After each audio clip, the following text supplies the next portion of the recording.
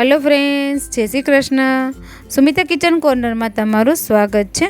आज आपणे बनावीशुं dry fruit shrikhand.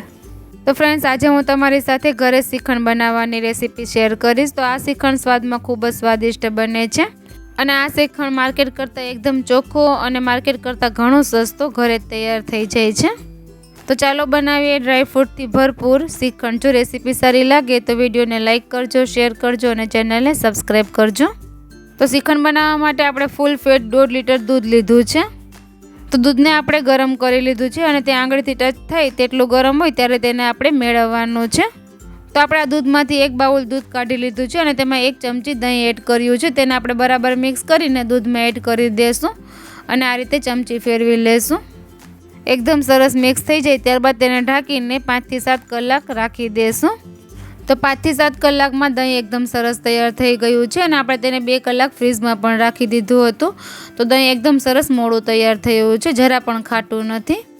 तो आपणे श्रीखंड बनाववा माटेनुं मोळुं अने मलाईवाळुं दही तैयार छे। तो हवे आ दहीमांथी आपणे श्रीखंड माटेनो मस्को तैयार करवानो छे। तो तेना माटे एक काणावाळुं वासण लई लेशुं अने तेना उपर आ रीते कपडું राखी देशुं। तो कपडું आपणे आछું मलमलનું लेवानुं छे अने तेमां आपणे बधुं दही एड करी देशुं।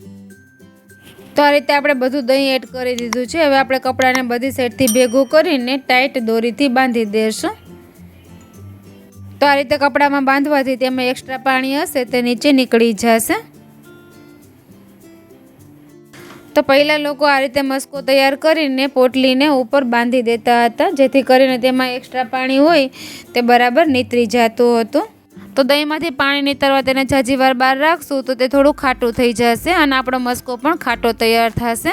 તો આપણો મસ્કો ખાટો તૈયાર ન થાય તે માટે તેને આપણે ફ્રીઝમાં રાખવાનું છે અને મસ્કામાંથી પાણી નીતરવા માટે તેને આપણે આ રીતે કાણાવાળા વાસણમાં રાખી દેશું અને ઉપરથી આ રીતે કપડું ભેગું કરીને એક પ્લેટ રાખી દેશું અને તેના ઉપર વજનવાળી વસ્તુ મૂકી દેવાની છે અને આ જ પોઝિશનમાં 4 થી 5 કલાક મસ્કાને ફ્રીઝમાં રાખી દેવાનો છે। तो 4 થી 5 કલાક પછી આપણા દહીંમાંથી બધું પાણી નીતરી ગયું છે અને એકદમ સરસ મસ્કો તૈયાર થઈ ગયો છે। તો આ રીતે મસ્કો તૈયાર થઈ જાય ને ત્યારબાદ તેને તમારે બીજા બાઉલમાં ટ્રાન્સફર કરી લેવાનો છે અને આપણે પોટલીને ખોલી પણ લેશું।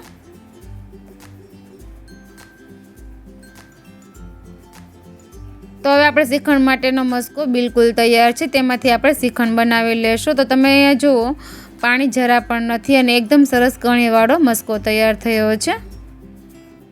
तो तमारे ज्यारे पण श्रीखंड तैयार करवानो होय तो तेनो आ रीते ज मस्को तैयार करवानो होय छे। हवे आ मस्कामांथी तमारे जे पण फ्लेवर एड करवी होय ते करी शकाय छे। तो अत्यारे आपणे ड्राय फ्रूट श्रीखंड बनाववानो छे। तो हवे आ मस्काने तमारे आ रीते चाळणीमांथी चाळीने लेवो होय तो ते रीते पण लई शकाय, पण आपणो मस्को एकदम सरस कणीदार तैयार थयो छे। तो तेने आपणे आ रीते बोलमां एम ज लई लेशुं तो पण ते एकदम सरस मिक्स थई जशे। घणा लोको चाळणीमां चाळीने पण तैयार करे छे। तो आपणे 1.5 लीटर दूधनो मस्को तैयार कर्यो छे तो तेनी सामे आपणे अर्धो कप पीसेली खांड एड करशुं, 1/4 कप मिल्क पाउडर एड करशुं અને આપણે ડ્રાય ફ્રૂટ શ્રીખંડ બનાવવાનો છે। તો તેના માટે આપણે કટ કરેલી બદામ, કાજુ, ટૂટી ફ્રૂટી, કિસમિસ, કટ કરેલા પિસ્તા અને આ રીતે જેલી લીધી છે તે બધું આપણે શ્રીખંડમાં મિક્સ કરી દેશું। તો ડ્રાય ફ્રૂટની ક્વોન્ટિટી તમારે જેટલી એડ કરવી હોય તેટલી એડ કરી શકાય છે। તો આપણે બધી સામગ્રી શ્રીખંડમાં એડ કરી દેશું અને બરાબર મિક્સ કરી લેશું। અને ફ્લેવર માટે જો આ સમયે તમારે એલચી પાવડર એડ કરવો હોય તો તે પણ કરી શકાય, પણ અત્યારે આપણે એલચી પાવડર એડ નથી કર્યો। અને મિલ્ક પાવડર એડ કરવાથી શ્રીખંડનો ટેસ્ટ ખૂબ જ સરસ આવે છે, તમે એકવાર ચોક્કસથી ટ્રાય કરજો। તો આ રીતે આપણે બધું બરાબર મિક્સ કરી લીધું છે અને તમે જોઈ શકો છો આપણે શ્રીખંડને આ રીતે સ્પેચ્યુલામાં લઈને ઉલટો કરીએ તો શ્રીખંડ પડતો નથી। તો આપણો શ્રીખંડ એકદમ સરસ કઠણ તૈયાર થયો છે। तो फ्रेंड्स, તમે આ શ્રીખંડ એકવાર ચોક્કસથી ટ્રાય કરજો। આ શ્રીખંડ માર્કેટ કરતાં એકદમ સસ્તો અને માર્કેટ કરતાં એકદમ ચોખ્ખો ઘરે ખૂબ જ સહેલાઈથી તૈયાર થઈ જાય છે। તો ફ્રેન્ડ્સ, તમને મારા શ્રીખંડની રેસીપી પસંદ આવી હોય તો એકવાર ચોક્કસથી ટ્રાય કરજો અને તમારા અનુભવ મને કોમેન્ટ બોક્સમાં જરૂરથી શેર કરજો। અને આ સિવાય પણ મારી ચેનલ ઉપર અગાઉ પણ શ્રીખંડની રેસીપી મેં આપેલી છે, રાજભોગ શ્રીખંડ, તેની લિંક પણ હું ડિસ્ક્રિપ્શન બોક્સમાં રાખી દઈશ, તમે તે ચેક કરી શકો છો। અને ફ્રેન્ડ્સ, તમને આ મારી નવી રેસીપીઓ ગમતી હોય તો ચેનલને સબસ્ક્રાઈબ કરજો ને બાજુમાં બેલ આઇકનને પ્રેસ કરજો, જેથી મારા આવતા વિડીયોની નોટિફિકેશન તમને સૌથી પહેલાં મળે. બાય બાય ફ્રેન્ડ્સ, ફરી મળીશું એક નવી રેસીપી સાથે. Thank you for watching.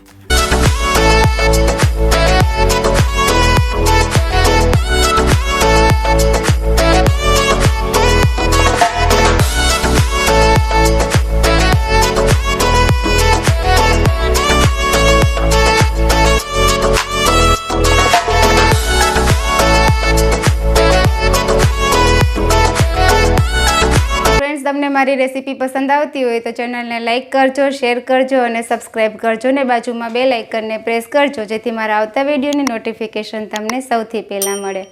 Bye bye friends.